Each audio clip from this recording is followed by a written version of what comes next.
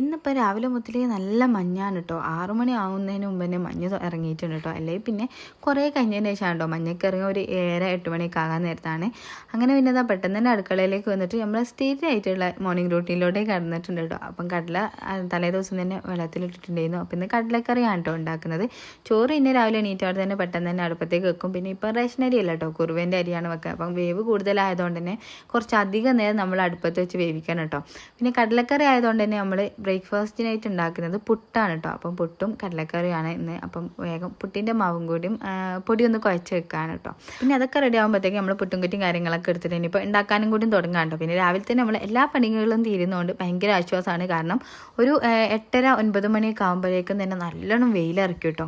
വെയിലറച്ച് കഴിഞ്ഞാൽ പിന്നെ നമുക്ക് അടുക്കളയിൽ നിൽക്കുക എന്ന് പറയുന്നത് ഭയങ്കര ഇടങ്ങേറായിരിക്കും. കാരണം ഷീറ്റ് ആയതുകൊണ്ട് തന്നെ ഭയങ്കര ചൂടാണ് കേട്ടോ. അപ്പോൾ അതുകൊണ്ട് രാവിലെ തന്നെ പരമാവധി എല്ലാ പണിയും ഞാൻ തീർക്കലുണ്ട് കേട്ടോ. കുളിയും അതുപോലെ തന്നെ അലക്കലൊക്കെ തീർക്കലുണ്ട് രാവിലെ തന്നെ. പിന്നെ മക്കളെ ഇപ്പം അല്ലെങ്കിൽ ഫാനിൻ്റെ ഇടയിൽ വെറുതെ ഇരിക്കാമല്ലോ.